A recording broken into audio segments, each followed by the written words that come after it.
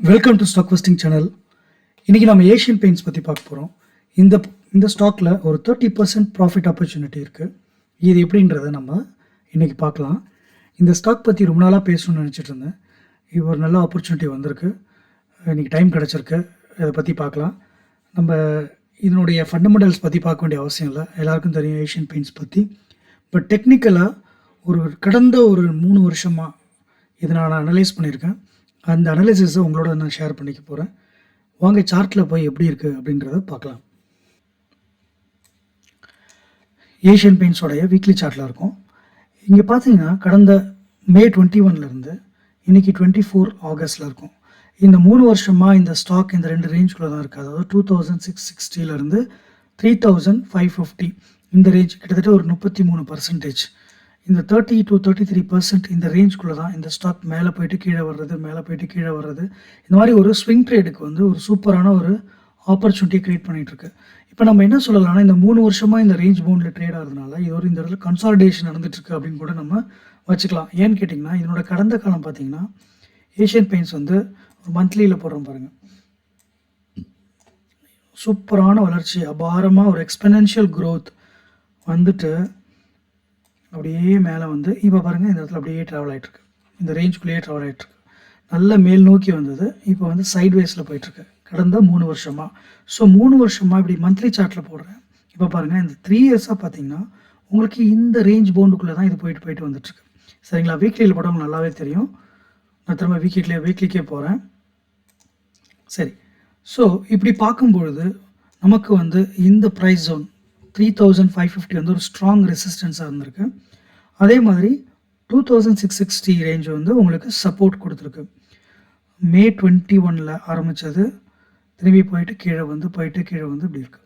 So இப்போ நம்ம ஏன் இந்த ஸ்டாக்கை நம்ம நோட் பண்ணணும் அப்படின்னா, இப்போ பார்த்தீங்கன்னா இந்த மே மாதம் கரெக்டாக 3 வருஷம் கழிச்சு இந்த மே மாதம் அதே இடத்துல வந்துச்சு, பவுன்ஸ் பேக் ஆச்சு. இப்போ நம்ம ஆகஸ்டில் இருக்கோம், இங்கே இருக்குது. இது திரும்ப இங்கே போகுமா, 3500க்கு போகுமா அப்படின்றத நம்ம இப்போ கணக்கு. 3000லேருந்து ஒரு 500 ரூபா கிட்டத்தட்ட உங்களுக்கு இது எவ்வளோ ரேஞ்சுக்கு வரும் அப்படின்னு சொன்னால் உங்களுக்கு ஒரு 15% ஒரு ஷார்ட் டேர்மில் கிடைக்க வாய்ப்பு இருக்கா? அப்படி இல்லையா, ஒருவேளை இப்படி இல்லைன்னா இது இப்படி கீழே இறங்கி வருமா, -12% கீழே இறங்கி உங்களுக்கு ஒரு பையிங் ஆப்பர்ச்சுனிட்டி கொடுக்குமா அப்படிங்கிறது தான் இந்த அனாலிசிஸில் நம்ம பார்க்க போகிறோம். இப்போ இதை வச்சு இதை வச்சு நம்ம என்ன பார்க்க போகிறோம்னா, ஒரு 4-5 பாயிண்ட் நான் டிஸ்கஸ் பண்ணுறேன். இங்கே பாருங்கள். ஃபர்ஸ்ட் பாயிண்ட் என்னோட கருத்து என்னென்னா, it was trading between the price zone 2663 to 3550 since May 2021. சரிங்களா? This gave a good opportunity for a swing trade. ஒரு 30லேருந்து 33% ப்ராஃபிட் பண்ணுறதுக்கு கடந்த 4 வருஷமாக அது ஆப்பர்ச்சுனிட்டி வந்திருக்கு. ஆனால் நம்ம இதை மிஸ் பண்ணியிருப்போம் கண்டிப்பாக. இப்போ அந்த ஆப்பர்ச்சுனிட்டி இப்போயே நம்ம கொஞ்சம் மிஸ் பண்ணியிருக்கோம். பட் இன்றைக்கி நம்ம ஏன் இது எடுத்திருக்கோம்னு சொன்னால், இது உண்மையாலுமே இன்னொரு ஆப்பர்ச்சுனிட்டி நமக்கு க்ரியேட் பண்ணி தரப்போகுது அப்படிங்கிறதுக்காக தான் நான் எடுத்திருக்கேன். அடுத்த பாயிண்டில் பார்க்கலாம். Strong rejections at 3550 range during September 21, Jan 22, August 22, September 22, July 23. So இந்த மாதிரி வேரியஸ் மந்த்ஸில் பார்த்தீங்கன்னா ரிஜெக்ஷன்ஸ் நடந்திருக்கு. ப்ரைஸ் ரிஜெக்ஷன், இங்கே ரிஜெக்ட் ஆகிடுச்சு, இங்கே ரிஜெக்ட் ஆகிடுச்சு, இங்கே ரிஜெக்ட் ஆகிடுச்சு. இது மாதிரி ஒரு 4-5 வாட்டி இந்த ப்ரைஸ் ரிஜெக்ஷன் நடந்திருக்கு. அதாவது என்ன அர்த்தம்னா, 3550 இந்த ஸ்டாக்கால் கடந்து போக முடியல. இங்கே ஸ்ட்ராங் ரெசிஸ்டன்ஸ் ஜோன் இங்கே இருக்குது அப்படிங்கிறத நம்ம பார்க்குறோம். அதாவது இங்கே சப்ளை இருக்குது. சரிங்களா? அதுக்கப்புறம் நம்ம என்ன பார்க்குறோன்னா, இது எப்படி இங்கே ரிஜெக்ட் ஆனாலும் கடைசியாக 2650 சப்போர்ட் எடுத்துருது. அதுவும் இங்கே பார்த்தீங்கன்னா கரெக்டாக நமக்கு February 22 எடுத்திருக்கு. அதை விட்டால் ஜூனில் எடுத்திருக்கு. அதுக்கப்புறம் இங்கே பாருங்கள் நிறைய மாதம் எடுத்திருக்கு. இப்போ சமீபத்தில் திரும்ப மே 24 எடுத்திருக்கு. ஸோ இதான் நம்ம சொல்லியிருக்கோம். Take any good support near இந்த ஜோனில் March 22, June 22, April, January to April, இங்கே பாருங்கள் ஜனவரிலேருந்து ஏப்ரல் வரைக்கும் உங்களுக்கு 23ல் சப்போர்ட் எடுத்திருக்கு. அதுக்கப்புறம் மேல் எடுத்திருக்கு. ஸோ இப்போ நம்ம அடுத்த பாயிண்ட் என்ன இதில் பார்க்கலாம் அப்படின்னா, ஃப்ரம் டிசம்பர் 2023 இந்த ஸ்டாக் சரியாக பர்ஃபார்ம் பண்ணலை அப்படின்னு நம்ம எடுத்துக்கலாமா அப்படின்னு நான் நினைக்கிறேன். எப்படின்னு கேட்டிங்கன்னா, ஒவ்வொரு வாட்டியும் இங்கேருந்து பவுன்ஸ் பேக் ஆகும்பொழுது இதனோட உச்சத்தை தொட்டு தான் ரிஜெக்ட் ஆகும், ப்ரைஸ் ரிஜெக்ஷன். சரிங்களா? ஆனால் இந்த வாட்டி பார்த்தீங்கன்னா இதனுடைய கீழேயும் வரல, அதாவது இங்கே 2660க்கும் வரல, நடுவுலேயே 2900லேயே யூட்டர்ன் போட்டுருச்சு. அதாவது கிட்டத்தட்ட உங்களுக்கு ஒரு 10லேருந்து ஒரு 12% வந்து உங்களுக்கு வர்றதுக்கு முன்னாடியே இது வந்து இங்கே பாருங்க, நான் காட்டுறேன். ஒரு 10% முன்னாடியே ரிவர்ஸ் ஆயிடுச்சு. சரியா? அதே மாதிரி இந்த ஸ்டாக்கு முதல்லலாம் இங்கே போய் டச் ஆனது, இந்த வாட்டி இது வரைக்கும் போகல. டிசம்பர் மாதம் இங்கேயே ரிட்டர்ன் ஆகிடுச்சு, இந்த டிசம்பரில் 2023ல். ஸோ இதனோட வீரியம் கீழே விழுந்து உடனே ட்ரை பண்ணுச்சு. பட் ஆனாலும் இதால் பழைய இடத்துக்கு போக முடியாமல் ரிவர்ஸ் வந்து சப்போர்ட்டுக்கே வந்துருச்சு. இது என்னதான் அது விழுந்தாலும் இங்கே வந்திருக்கணும், இங்கே வராமல் ட்ரை பண்ணுச்சு. பட் இருந்தாலும் அதால் கீழேயும் வர முடியல, மேலேயும் வர முடியல. ஒரு புல்பேக் வந்தாலும் திரும்பி அதால் சஸ்டெயின் பண்ண முடியாமல் நல்ல சப்போர்ட் ரேஞ்சுக்கு கீழே வந்துருச்சு. ஸோ அப்போ நான் என்ன சொல்ல வரேன்னா, கடந்த டிசம்பர் 23லேருந்து மேபி இந்த ஜனவரி 24லேருந்துன்னு வச்சுக்கோங்களேன், இந்த வருஷத்தில் வந்து இந்த ஸ்டாக் வந்து பழைய அந்த ஃபோர்ஸ் அதில் இல்லை அப்படிங்கிறத என்னுடைய கணிப்பு. இங்கே பார்த்தீங்கன்னா it is farming a triangle pattern.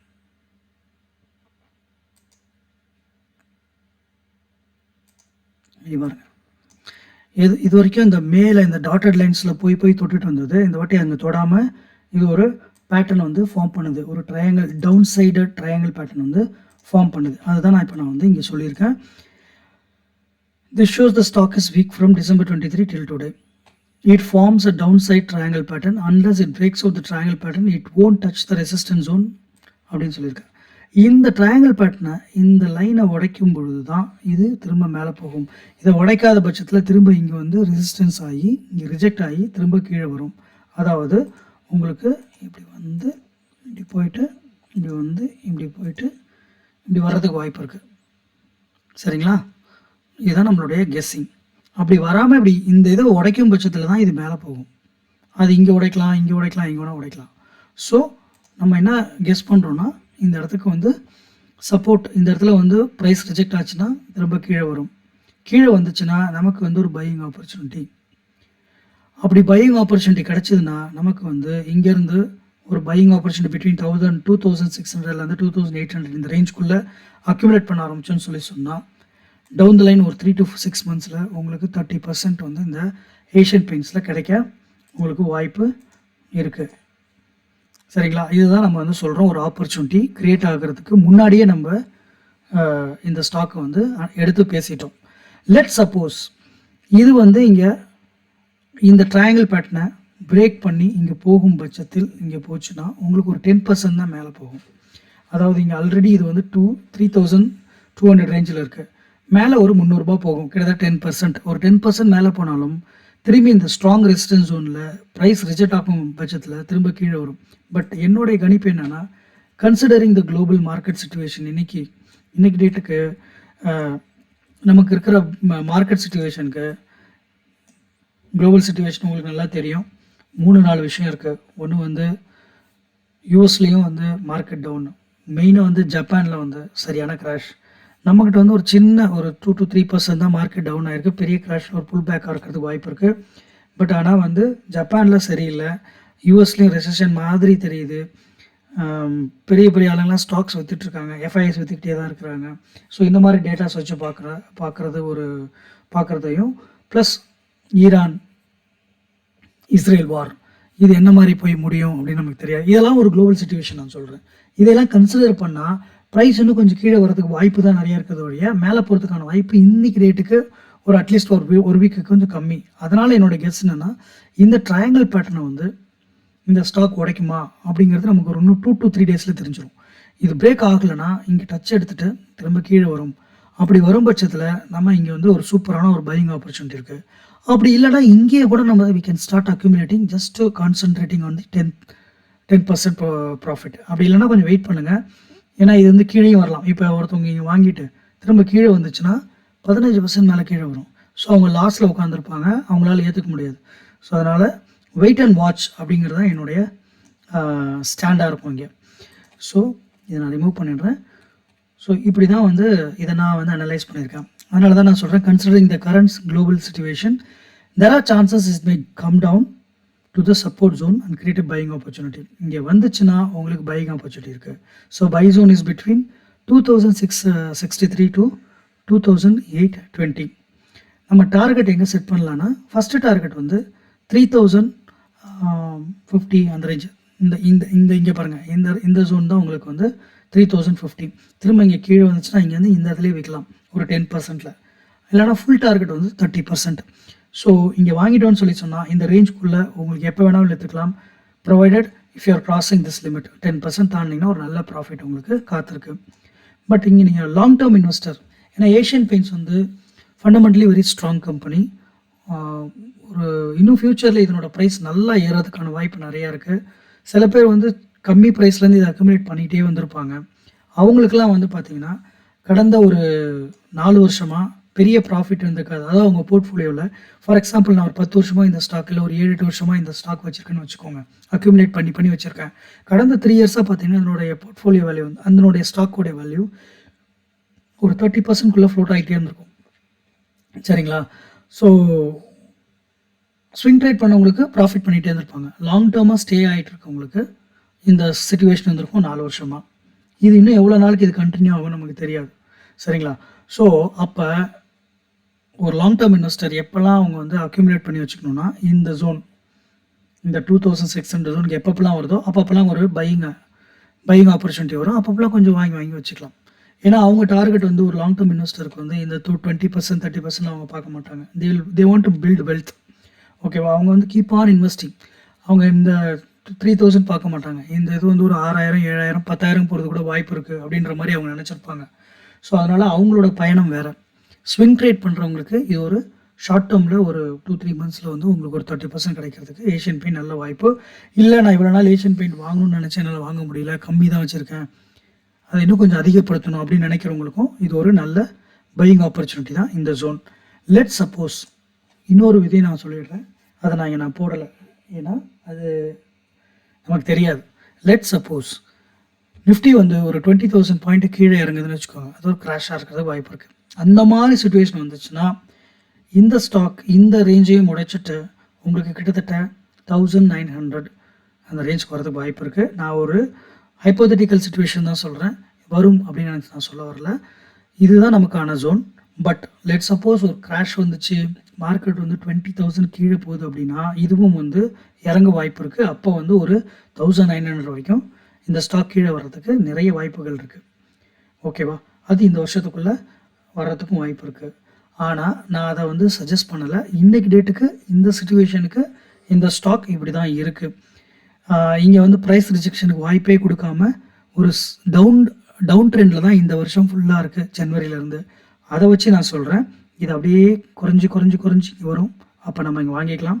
கொஞ்சம் வெயிட் பண்ணோன்னா திரும்ப இது மேலே போகும் மார்க்கெட் சரியானதுக்கப்புறம். இன்னொன்று, இப்போ வரப்போகிற 3-4 மந்த்ஸ் வந்து ஃபுல்லாக ஃபெஸ்டிவல் சீசன். உங்களுக்கு Deepavali, Puja holidays, Christmas, new year எல்லாம் வந்துக்கிட்டே இருக்கும். சரிங்களா? தேங்க்ஸ் கிவிங் டே நிறைய வரும் யூஎஸ்லேயும். ஸோ இதெல்லாம் கன்சிடர் பண்ணிங்கன்னா இந்த லாஸ்ட் குவார்ட்டர் வந்து கொஞ்சம் நல்லாயிருக்கும். எப்பயுமே டிசம்பருக்கு அப்புறம் தான் செல்லிங் வரும். ஸோ அதனால் இந்த இடத்துல வந்துச்சுன்னா ஒரு பையிங் ஆப்பர்ச்சுனிட்டி 3-4 மந்த்ஸில் ஒரு நல்ல ஏற்றம் வந்தால் ப்ராஃபிட் புக் பண்ணுறதுக்கு ஒரு நல்ல ஸ்டாக் ஏஷியன் பெயிண்ட்ஸ் நல்ல ஆப்பர்ச்சுனிட்டியை க்ரியேட் பண்ணியிருக்கு. ஸோ இதுதான் நம்ம அனாலிசிஸ்.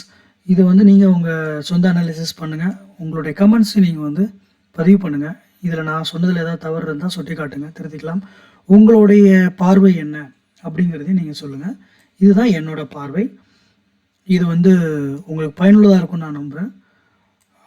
இந்த கண்டென்ட் பிடிச்சிருந்தா லைக் பண்ணுங்கள் நண்பர்களே. நம்ம கண்டென்ட் ஷேர் பண்ணுங்கள், உங்கள் ஃப்ரெண்ட்ஸ் அண்ட் ஃபேமிலிக்கு ஷேர் பண்ணுங்கள், நம்ம சேனலை சப்போர்ட் பண்ணுங்கள். மீண்டும் நல்ல ஒரு கண்டென்ட்டோட இன்னொரு ஸ்டாக் எடுத்து நாளைக்கு பார்க்கலாம். நன்றி, வணக்கம்.